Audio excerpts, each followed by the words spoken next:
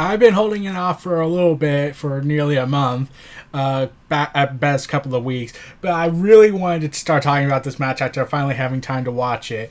We got NXT North American Champion Ricochet versus NXT, not WWE, UK Champion Pete Dunne in a champion versus champion match, the first ever on NXT programming. And they keep acknowledging that this is the first time ever in NXT, whereas in WWE they'll say that this has never happened before, and what happened in NXT doesn't matter. You know, like when they announced the quote first ever last women's standing match, even though there was one between Asuka and Nikki Cross, but you know, Vince hates NXT, so we can't mention that whatsoever.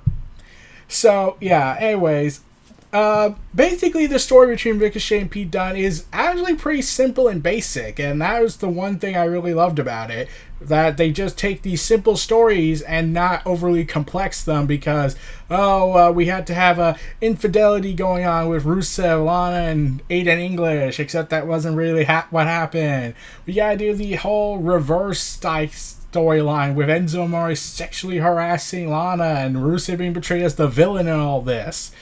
Yeah, I still hate that storyline. It really killed Enzo and Cass for me because I was like, okay, turn them heel. That's the only way I'm going to buy into the storyline. So, yeah, instead of Ricochet and Pete Dunne, they were actually tag team partners against the Undisputed Era, and the basic premise is Ricochet accidentally knocked out Pete Dunne, and that led to Undisputed Era getting their victory. So that was the basic premise of this entire storyline. And plus you got the whole Aleister Black mystery whodunit storyline, which is everyone's saying is really enjoying, so that's fun. And Nikki Cross is just stealing all the moments right now. So, yeah, this was just billed as the first ever NXT champion versus champion match. And I was really excited. Like, I've seen these two people wrestle before, and I was like, take my money. If I was at Full Sail University, I would pay all the money in the world just to see those two fight. They probably fought in the independents, but I don't know. But, I loved Pete Dunne's bruiserweight gimmick. I love Ricochet's one and only style he does. And eventually, at first when they made their entrances, the crowd is mostly leaning towards Pete Dunne, and then they just eventually say, you know what, F it, both these guys, both these guys, both these guys. And then they start doing some very technical wrestling styles. And I was like, okay, I can get Pete Dunne since he also operates with the UK strong style maneuvers. But I wasn't expecting that from Ricochet. I've heard about his high-flying maneuvers, and that's all I've known about him, but I didn't know he was that good with technical wrestling. He has to, I wouldn't be surprised that if he was good at technical wrestling, since he's allowed to do as much moves as he possibly can. But yeah, every time they get their technical wrestling done and they kept countering each other, I was just all engaged in it. And this was nearly a 20-minute or so match. They got the last half of the NXT showcase, so yeah, this was destined for greatness. Especially in NXT. Now, imagine if Tyson Kidd produced this in WWE main rosterville, then you would have a match of the year quality candidate to compete with Seth Rollins' matches. But that's never going to happen, sadly, because Vince is a stupid idiot.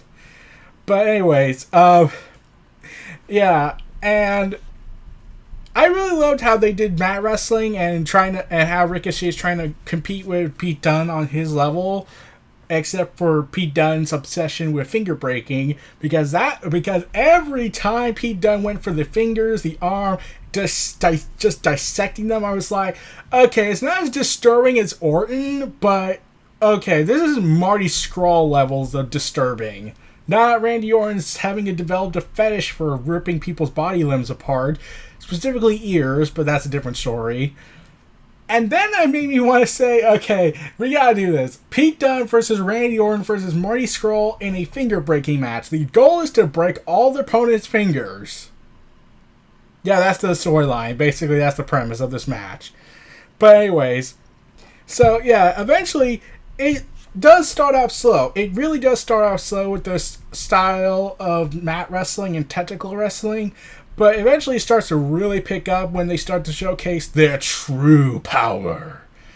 And we get we see the wrestlers sell having their bodies torn apart by their wrestling moves, like Pete Dunne breaking the legs and even twisting the toes of Ricochet, and I was like, oh god, this is so awesome. I'm like, that has got to be incredibly painful, but I am enjoying every single moment of this. And yeah, and then we get, and I keep hearing all those cracks every time when they do a fist or a chop, and it just makes me just so excited. Like, I feel like I'm actually hearing them in pain, like their bones are cracking. Like, I don't hear that in the main roster. Like, at best, it was probably Jack Gallagher doing the headbutt to Neville back in Fastlane, which still stole the show. But still, we don't really get that much on the main roster. We just have them punch each other and whatnot, but we don't hear that crack. We don't hear that whip crack noise that usually makes me kind of glad to hear. But Pete Dunne and Ricochet, they were so close to delivering. Like, here's the thing. I wish they were given the entire show to work this match. It would have been phenomenal. It would have been awesome. I would have loved if they were just get like, okay, do the entrances. Okay, have them wrestle the entire show. Just do that. Like, that would make people say, you know what? Awesome. Like, everyone would have probably bought into it. They probably could have sold out at least a medium-sized arena if they were the only match on the card. I'm not saying they would sell an entire arena like, say, Madison Square Garden or the MetLife Stadium, because that's just crazy. But yeah, but they would probably sell out an entire medium-sized stadium, like probably double the size of Full Sail University's audience, maybe triple at best. But like, I'm not good with that. I think there's like 300 or so people. But yeah, this match was so close, and then we see, and then like Ricochet goes for a reverse Hurricanrana. I am not doing my Joey Styles impression justice, aren't I? But yeah, we also get the Frankenstein off the rope and whatnot, off the top turnbuckle, and like everyone goes all Mamma Mia! Because Mauro Ranallo is just a treasure. I heard he's going through some difficult time with one of his best friend's brothers, tragically ending his life. So I really hope they can get through that. But yeah, and then they are like, Ricochet and Pete Dunne are like totally spent. And then Pete Dunne goes for the Kimura log with fingers, but using the fingers to break more. So basically, I was like, can we please get Pete Dunne beat the crap out of Lesnar? I'm like, Lesnar would probably ask for $3 million at best just to lose, but still. And then, just when they looked like they were going to keep going and keep trading fists at each other, which they were doing, but albeit weakly because they were spent, the Undisputed Era comes out and completely wrecks the match, ending in a double disqualification. Boo! Boo! Boo! Wait, you mean to tell me I'm generally booing a heels that I like because they ruined such a great match? By God! Actual motivation to hate the villains! So yeah, the Undisputed Era beats up Pete Dunne and Ricochet, and then the War Raiders come out to chase them off. And both wrestlers are given their titles, and they stare at each other down as the crowd closes out the show by screaming, NXT! NXT! NXT! And then I realized, wait, could this be NXT's War Games match? Imagine it. Pete Dunne, Ricochet, the War Raiders versus the Undisputed Era. Since I know for a fact that Bobby Fish is coming back soon. Like, it's been so many months, like, and he's been on TV even with the injury, so at least he still shows up to work more so than Lesnar. I mean, like, at least Bobby Fish has a reason not to show up. He's hurt, he's injured, but says, you know what, I'm still going into work. Whereas Brock Lesnar, he just like, okay, give me $10 million and I'll consider it. Yeah. Anyways, but yeah, when I realized it, I was like, 4-4, okay, yep, this is our War Games match, isn't it? Please let it be our War Games match. I want it to be our War Games match. It would be so awesome. Like, to see all these talented performers, and plus the Undisputed Era could probably start a new streak with the War Games victories. That would be kind of interesting to leave NXT 2-0 at best, since I don't think they would be around for a third year. But we'll see. But this is every time I watch NXT and I just get more enjoyment out of it, and I'm just like, it sucks that these guys are so talented, and yet they'll never be able to amount to anything on the main roster. Ricochet and Pete Dunne will go to 205 Live. Like, Pete Dunne has the NXT UK thing going around, and I kept hearing Pete Dunne's injured, so that sucks.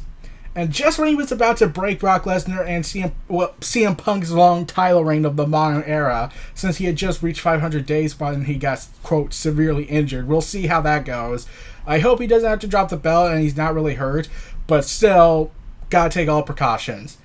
And plus, since this is NXT, he could probably just wait a couple of weeks and see how that goes. Like, NXT operates on a taping system, so really, he doesn't have to miss much time. He just needs to prepare for War Games and whatnot, but he also works in the independents as well, because he has a special contract, like all the other UK wrestlers, that he's allowed to work at these independent contract shows. But, yeah. But to see these two go at it, it just makes me think they're going to be promoted to NXT 205, because that's how I see 205 Live, as NXT 205, since Triple H runs the show. But I also want to say, I want to see Pete Dunne be World Champion. I want to see Ricochet be Intercontinental Champion. I want to see them compete with, quote, the big boys. So, why? Because they're small? Like, even back then, in WWE during the Ruthless Aggression era, when they had their old Cruiserweight division, they at least were allowed to go off and branch into the other divisions while still coming back to the Cruiserweight division. And then there's WCW. For all their intents and purposes, at least Jericho and the others were able to give more creative freedom to a minor extent until they were buried because they realized they were getting too popular. Still saying Eric Bischoff was a moron on that part, and especially Hogan, Nash, and Hall. But,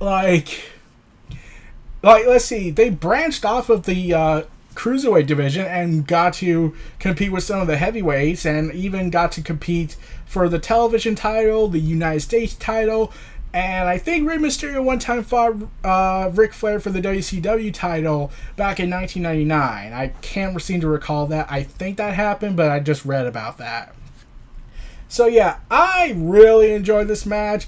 I really hope we get another match with those two down the line in NXT, because they were just phenomenal together, and I really hope they get an hour-long match. That would be awesome. In fact, let's just book an Iron Man match. Just do that, and everyone will be happy.